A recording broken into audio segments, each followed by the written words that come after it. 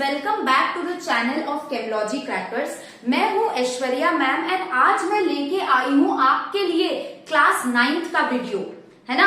जो हमारे क्लास 9 के छोटे मोटे बच्चे हैं, है ना, अब उनके लिए भी हम जो है वीडियोस लाए हैं आपके केमिस्ट्री एंड बायोलॉजी के लिए for boards and NTSC exam. Okay, तो as per your NCERT and CBSE course, let's start the first and most important basic chapter of biology, that is cell.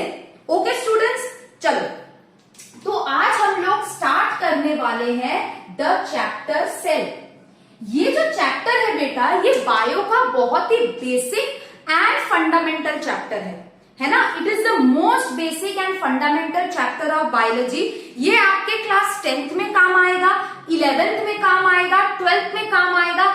जब तक आप अगर आपका करियर लाइन अगर आप बायो में चूज कर रहे हो तो ये चैप्टर तो बहुत इंपॉर्टेंट है। ओके, तो चलो आज हम लोग स्टार्ट करते हैं with interesting concept, that is the chapter cell. Cell जो है बेटा, है ना, क्या मतलब होता है सेल का? सेल मतलब क्या समझते हो, है ना। अगर तुमको मैं बोल दूं सेल, सेल मतलब मोबाइल फोन की मैं डेफिनेटली बात नहीं कर रही हूं, है ना। सेल मतलब मोबाइल फोन नहीं है। सेल मतलब हम बॉडी का ऐसा बेसिक यूनिट का बात कर रहे हैं जिसके अंदर हमारे बॉडी के सारे फंक्शंस होते हैं, राइट। तो आपका ये जो सेल है, इसके अंदर क्या रहता है? इसके अंदर रहता है आपका सेल ऑर्गेनेल्स। इस सेल ऑर्गेनेल्स के अंदर आपके बॉडी में सारे इंपॉर्टेंट फंक्शंस होते हैं। ओके, तो चलो देखते हैं आपका जो सेल है। What is cell? Cell is the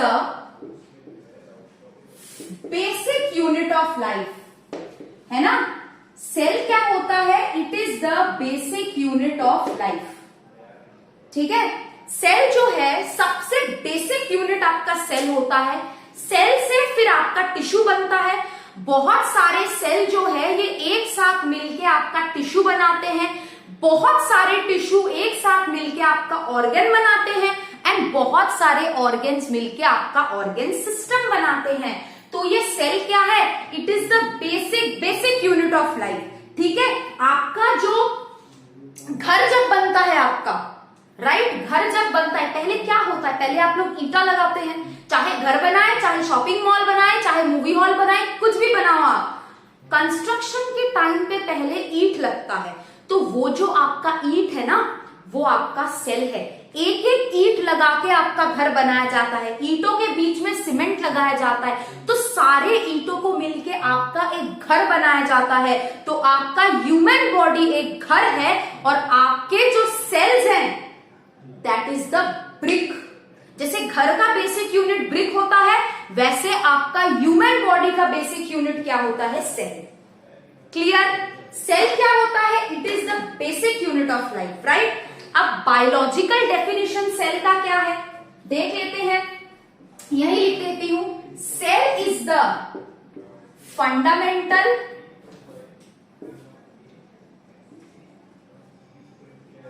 structural and functional unit of life. Cell क्या होता है? Fundamental, structural and functional unit of life, right. अगर किसी ऑर्गेनिज्म के पास सेल नहीं है, बच्चा लोग, अगर किसी ऑर्गेनिज्म के पास सेल नहीं है तो वो ऑर्गेनिज्म लिविंग नहीं होगा।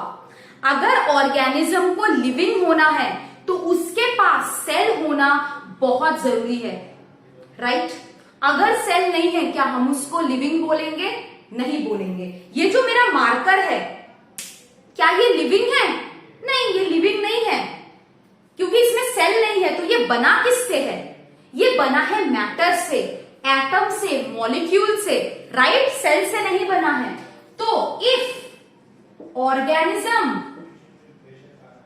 Do not have cell, if organism do not have cell, then organism is क्या? Non living. अगर उसको लिविंग होना है तो क्या बनना पड़ेगा?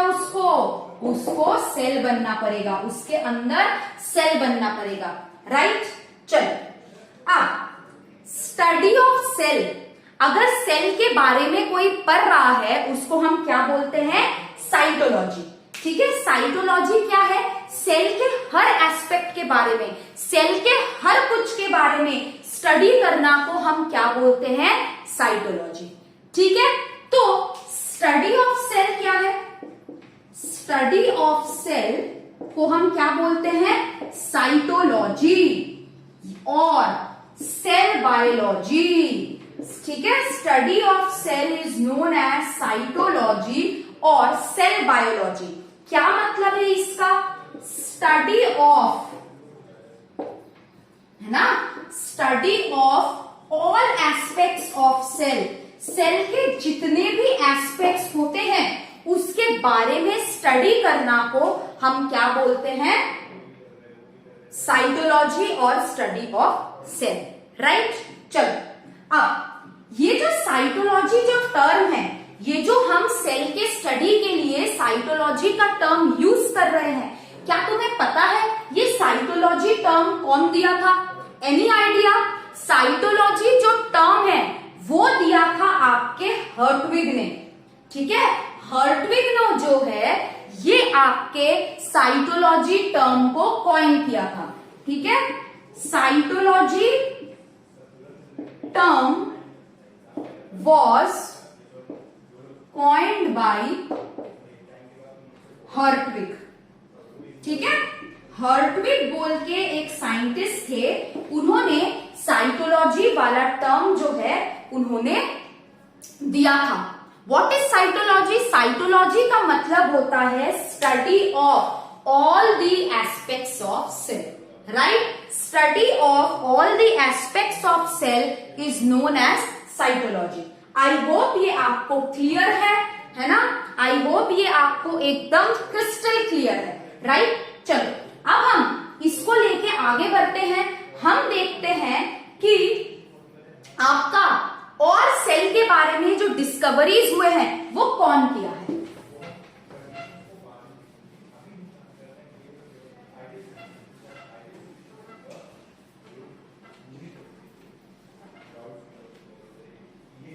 ठीक है, चलो लास्ट पार्ट में हमने क्या देखा? लास्ट पार्ट में हमने सेल के बारे में कुछ बेसिक चीजें पढ़ी। अब हम लोग स्टार्ट करने वाले हैं डिस्कवरी ऑफ सेल। ठीक है, अब हम लोग क्या स्टार्ट करने वाले हैं? Discovery of cell.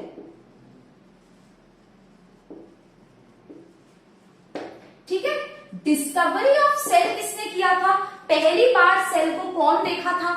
Who was the scientist जो पहली बार सेल को देखा था? He was Robert Hooke। ठीक है, Robert Hooke was the first scientist जिन्होंने पहली बार सेल को देखा था। ठीक है, तो ये जो रॉबर्ट हुक है, इन्होंने क्या किया था? पेड़ का, है ना, ट्री का जो ट्रंक होता है, ट्री का जो ट्रंक होता है उसमें से सेल निकाला था और उसको देखा था। जब उन्होंने ये चीज देखा तो क्या दिखा उनको? उनको ये दिखा कि छोटे छोटे घर जैसा कुछ स्ट्रक्चर है और उन्होंने उसका नामकरण कर दिया सेल। ठीक है, सेल मतलब अगेन मोबाइल फोन नहीं है। ठीक है, जैसे तुम्हारे घर में मैंने क्या बोला था, घर बनाते टाइम जैसे ईंट लगाते हो, सिमिलरली उसी तरीके से रॉबर्ट हुक ने जब देखा था सेल को, तब उन्होंने देखा था छोटे छोटे ब्रिक जैसे छोटे छोटे घर जैसा है, तो उन्होंने उसका नामकरण क्या किया था? सेल। लेकिन रॉबर्ट हुक जो है उन्होंने स्टडी किया था डेड सेल,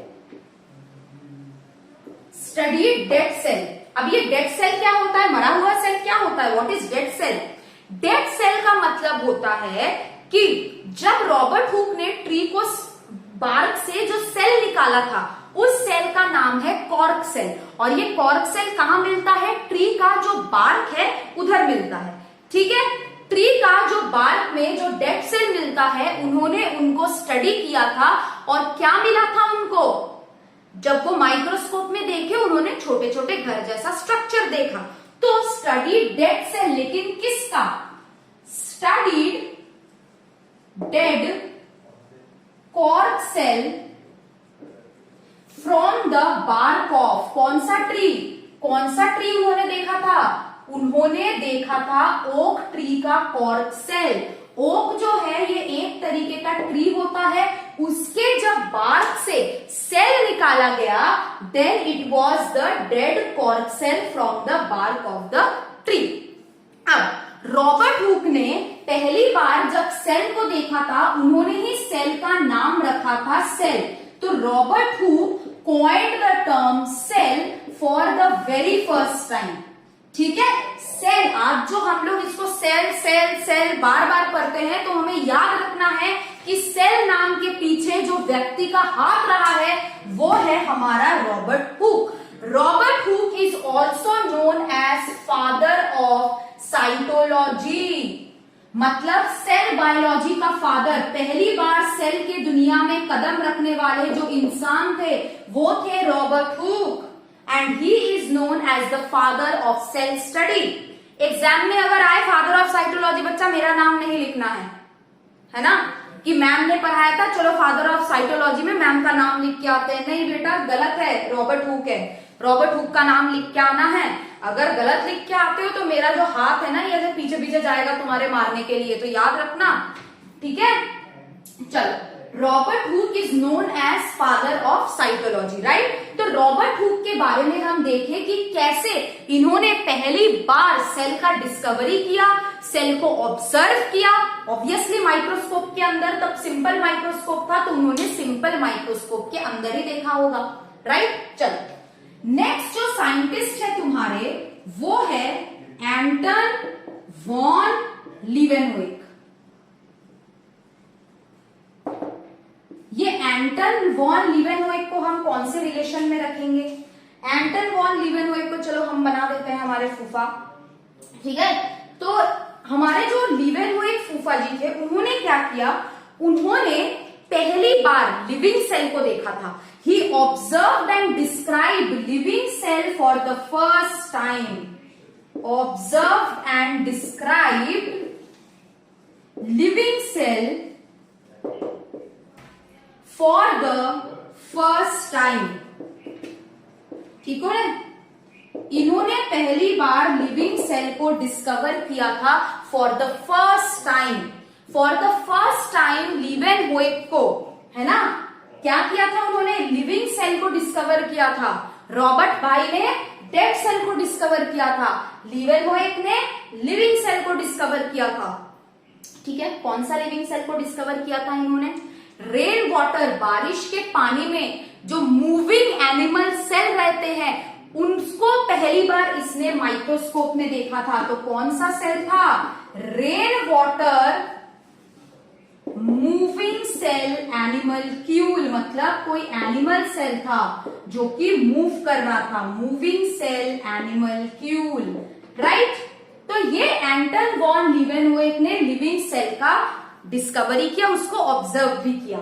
लीवेनहोइक जो है he is known as the father of microscopy, क्योंकि माइक्रोस्कोप का जो इंट्रोडक्शन हुआ, माइक्रोस्कोप का जो आया है ना, माइक्रोस्कोप का जो इंट्रोडक्शन हुआ, माइक्रोस्कोप का जो वर्ल्ड में पहली बार माइक्रोस्कोप्स बने, उनमें इनका हाथ था। इसीलिए एंटन वॉन लीवेनहोइक को हम क्या बोलते हैं? Father of microscopy. एक और साइंटिस्ट थे, that is Malpighi. He observe living plant cell for the first time. Malpighi, ये तो एनिमल सेल देखा था लीवेनहोइक ने, मैल्फिजी ने क्या किया था? First observed living plant cell. ये छोटी छोटी साइंटिस्ट चीजें है ना, जो साइंटिस्ट ने क्या क्या किया था, एक लाइन में याद रहना बहुत जरूरी है। इससे हम उनको रिस्पेक्ट भी दे रहे हैं, हम अपना पढ़ाई भी कर रहे हैं, बिकॉज इट इज इंपॉर्टेंट, ठीक है। मैम ऐसा कुछ नहीं पढ़ाती है जो इंपॉर्टेंट नहीं है, जो सिलेबस में है, ठीक है। ये सारे चीज इंपॉर्टेंट है, काइंडली नोट इट डाउन, फिर हम अगले पड़ाव में जाएंगे। चलो, अब मैं रब कर रही हूं बोर्ड को, अब मैं अगले पड़ाव में जा रही हूं। मैं जा रही हूं सेल थ्योरी में, ठीक है। मैंने आपको सेल का डेफिनेशन बताया कि सेल जो है ये बेसिक यूनिट ऑफ लाइफ होता है ना, बेसिक यूनिट ऑफ लाइफ आपका सेल होता है, ठीक है।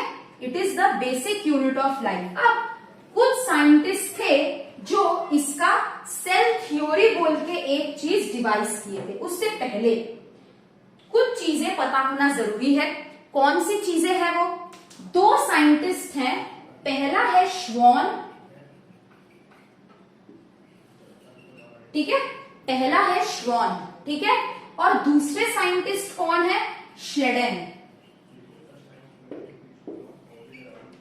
अब ये जो साइंटिस्ट हैं इन्होंने क्या किया था, ठीक है, एक मिनट,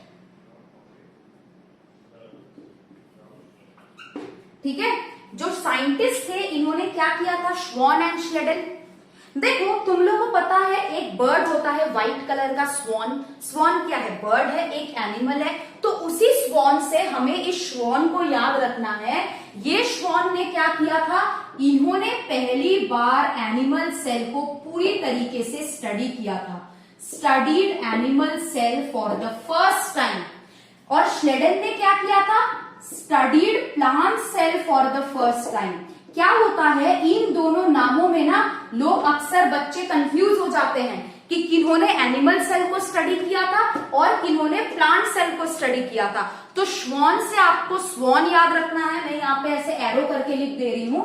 श्वॉन से आपको स्वॉन याद रखना है। स्वॉन एक एनिमल है, तो श्वॉन ने किसका स्टडी किया था? किसको ऑब्जर्व किया था अच्छे से? एनिमल सेल को। श्लेडेन ने किसको अच्छे से स्टडी और ऑब्जर्व किया था? प्लांट सेल को, राइट। अब जब श्वॉन ने एनिमल सेल को देखा, उन्होंने देखा कुछ मिसिंग है। उन्होंने जब सेल के बाहर वाले स्ट्रक्चर को देखा, उन्होंने देखा कि एनिमल सेल में एक स्ट्रक्चर मिसिंग है। कौन सा स्ट्रक्चर है वो? कौन बताएगा? कौन सा स्ट्रक्चर है? That is the cell wall. Schwann जो है उन्होंने जब एनिमल सेल को देखा, उन्होंने देखा सेल के बाहर केवल और केवल सेल मेम्ब्रेन है, सेल वॉल है ही नहीं। तो श्वॉन ने पहली बार बोला था यही चीज कि cell wall is absent in animals. Cell wall जो है ये एनिमल्स में एब्सेंट है, और cell wall is the unique characteristic of plants. Cell wall जो है it is the unique characteristic of plants. मतलब सेल वॉल एनिमल में नहीं रहता है, सेल वॉल केवल और केवल आपके प्लांट में रहता है। ये किसने बोला था? ये श्वॉन ने बोला था जब उन्होंने एनिमल सेल का स्टडी किया। ओके, और श्लेडेन ने क्या किया था? श्लेडेन ने प्लांट सेल का डिस्कवरी किया था। यहां से आता है आपका सेल थ्योरी। अगर आपसे क्वेश्चन पूछे कि सेल थ्योरी किसने दिया था, आपको लिखना है श्लेडेन एंड श्वॉन। इन्होंने पहली बार आपका सेल थ्योरी दिया था, गेव द सेल थ्योरी, ठीक है। श्लेडेन एंड श्वॉन पहली बार आपका सेल थ्योरी दिया था। और इस सेल थ्योरी में ये दो लोग क्या बोले थे? नंबर 1, सेल इज द, नहीं, पहले ये बोले थे कि सारे लिविंग ऑर्गेनिज्म सेल से बने होते हैं। All living organisms are made up of cells, ठीक है। सारे लिविंग ऑर्गेनिज्म सेल से बने होते हैं। दूसरा पॉइंट इन्होंने क्या बोला था? B, cell is the structural and functional unit of life, ठीक है। Cell is the structural and functional unit of life.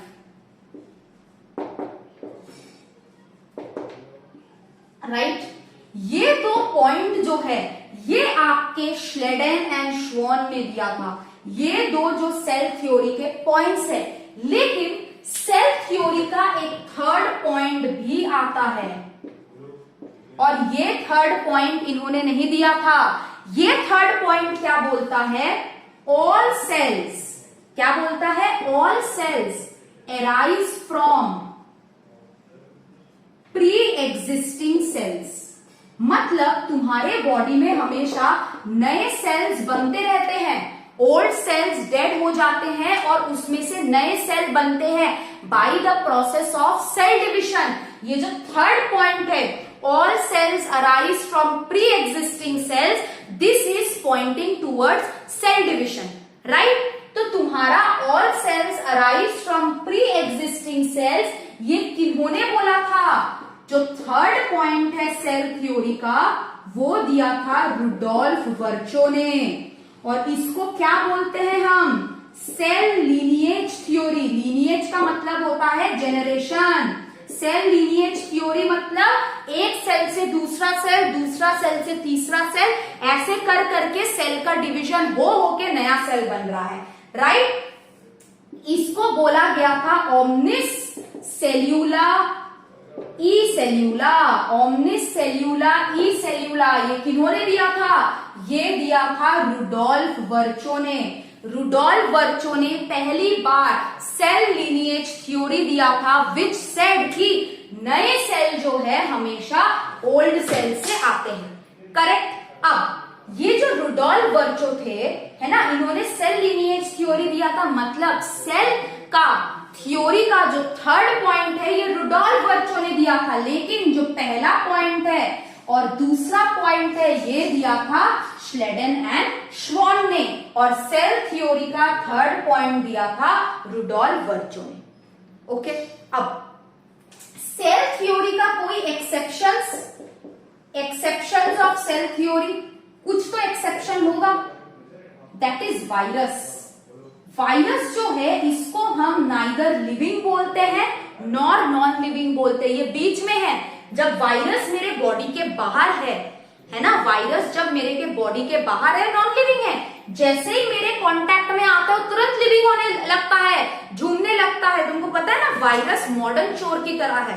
Virus modern चोर क्या करते हैं? तुम्हारे घर से चोरी करते हैं, और जो भी चोरी का सामान है वो क्या करता है? वो कैश में या फिर ज्वेलरी में कन्वर्ट कर लेता है ना, कैश में और ज्वेलरी में कन्वर्ट कर लेता है।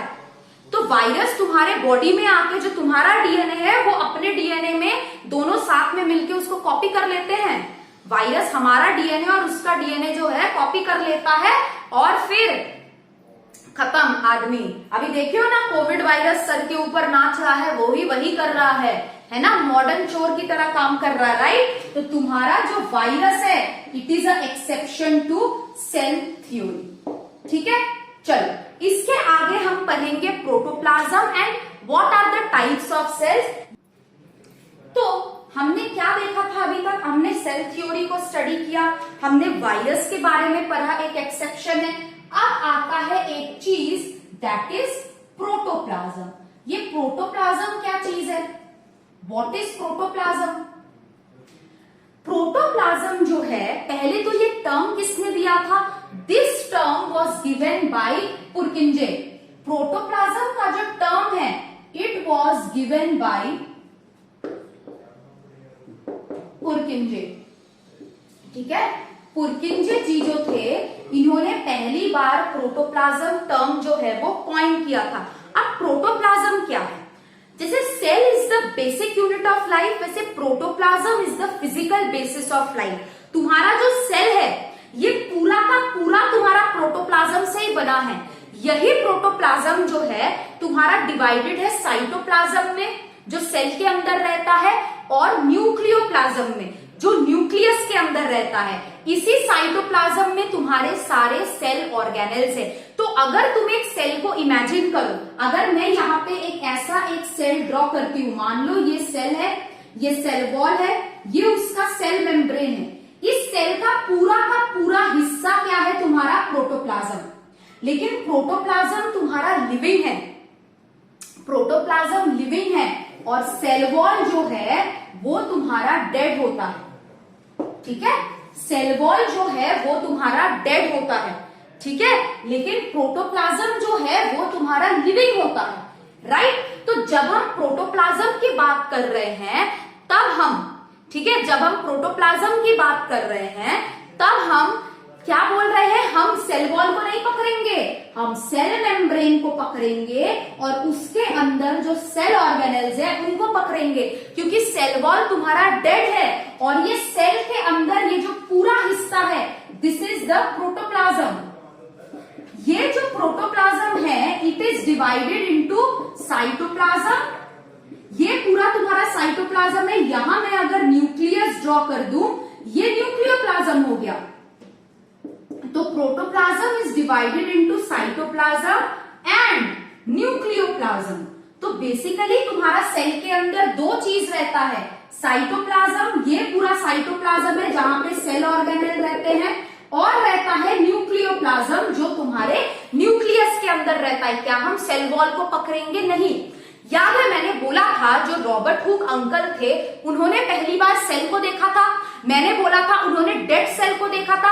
एक्चुअली उन्होंने डेड सेल वॉल देखा था। एक्चुअली उन्होंने क्या देखा था? उन्होंने डेड सेल वॉल देखा था। तो ये जो सेल वॉल डेड है, एक्चुअली रॉबर्ट अंकल जो है ना, एक्चुअली रॉबर्ट ने क्या किया था, इसी को देखा था। वो जो डेड सेल वॉल जब वो देखने की बात कर रहा था, एक्चुअली उन्होंने सेल वॉल ही देखा था। I hope it is clear. जब हम प्रोटोप्लाज्म बोलते हैं तब हम सेल वॉल को नहीं रखते हैं क्योंकि सेल वॉल डेड है और प्रोटोप्लाज्म लिविंग है, राइट। चलो मैं इतना सा पोर्शन रख कर देती हूं, मैं इसको लिखा देती हूं। ये बस एक डायग्रामेटिक रिप्रेजेंटेशन था क्योंकि डायग्राम से तुम्हारा बायो जो है वो इजी हो जाता है पूरा, राइट। चलो तो टर्म प्रोटोप्लाज्म पुरकिंजे ने दिया था। What is protoplasm? It is the physical basis of life. Protoplasm क्या है? It is the physical basis of life. और ये किसमें डिवाइडेड रहता है? It is divided into cytoplasm and nucleoplasm. ठीक है, ये किस किस में डिवाइडेड है? It is divided into cytoplasm and nucleoplasm. Cytoplasm cell के अंदर रहता है जहां पे तुम्हारे सेल ऑर्गेनेल्स रहते हैं, न्यूक्लियोप्लाज्म तुम्हारा न्यूक्लियस के अंदर रहता है, राइट। चलो सेल का जो लिविंग पार्ट होता है, ठीक है, अगर तुम सेल का एक पार्ट देखो तो मान लो ये कोई सेल है, ठीक है, अगर तुम सेल की बात करो उसका जो नॉन लिविंग डेड पार्ट होता है वो होता है तुम्हारा सेल वॉल। ये नहीं आएगा प्रोटोप्लाज्म में क्योंकि ये डेड है, ठीक है, इसीलिए मैंने क्रॉस क्यों लगाया है? Not part of living protoplasm, right. और तुम्हारा जो लिविंग पार्ट है वो क्या है? लिविंग पार्ट कौन से है? प्रोटोप्लाज्म है। लिविंग पार्ट तुम्हारा एक प्रोटोप्लाज्म है। प्रोटोप्लाज्म के अंदर क्या रहता है? साइटोप्लाज्म लिविंग है। साइटोप्लाज्म के बाद न्यूक्लियस जो है ये भी तुम्हारा लिविंग है जहां पे जेनेटिक मटेरियल रहता है। और लास्ट वन जो है ये तुम्हारा सेल मेम्ब्रेन है, ये भी तुम्हारा क्या है? लिविंग है, right. Cell, non living, dead, cell wall, not a part of protoplasm, living, protoplasm, cytoplasm, nucleus, cell membrane. क्या ऐसा हो सकता है कि कोई स्ट्रक्चर पार्टली लिविंग हो, आधा लिविंग आधा नॉन लिविंग? पार्टली लिविंग होता है, मैं पढ़ाऊंगी तुम लोगों को। पार्टली लिविंग जो है ये तुम्हारा होता है सैक वैक्यूल। जो वैक्यूल होता है वो, ये मैं पढ़ाऊंगी क्यों होता है, जस्ट आपको इसके लिए मेरे आगे के वीडियोस देखने हैं, है ना। आपको चैनल को सब्सक्राइब करना है और वेट करते जाना है ना। कौन से चैनल को सब्सक्राइब करना है? केमलॉजी क्रैकर्स को, है ना। और देखते जाना है कि मैम जो है सेल का नेक्स्ट वीडियो कब अपलोड करेंगी। वहां पे मैं बताऊंगी सैक वैक्यूल क्यों पार्टली लिविंग है, पार्टली नॉन लिविंग है। अभी अगर सब बता दूं तो मजा खराब हो जाएगा, फिर तुम लोग देख के भग जाओगे, फिर मैम को याद नहीं करोगे, है ना। चलो तो ये हमारा प्रोटोप्लाज्म वाला था। अब मैं इसको रब कर रही हूं क्योंकि इसके बाद हम देखने वाले हैं प्रोटोप्लाज्म का थ्योरी। ये प्रोटोप्लाज्मिक थ्योरी क्या है? प्रोटोप्लाज्म समझ में आया ना? पूरा सेल ही तुम्हारा प्रोटोप्लाज्म है सेल वॉल को छोड़ के, है ना।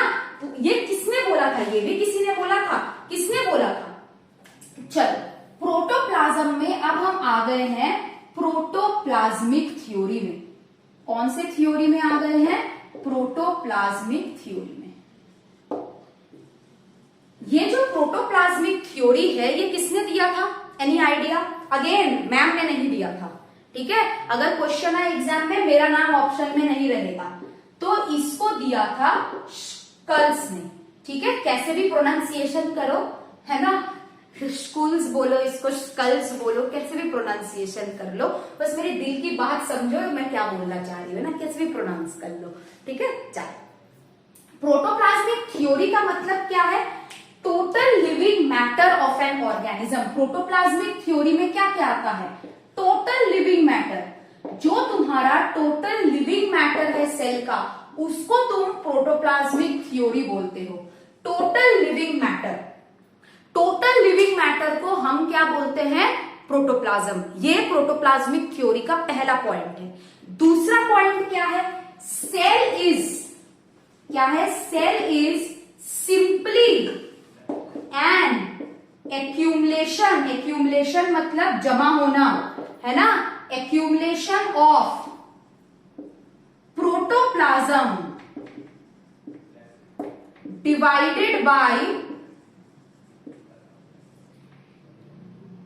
Plasma membrane. एक बाहर रहता है प्लाज्मा मेम्ब्रेन, ठीक है, उसको आउटर मेम्ब्रेन बोलते हैं, divided by outer plasma membrane and nucleus. सही तो बोला है।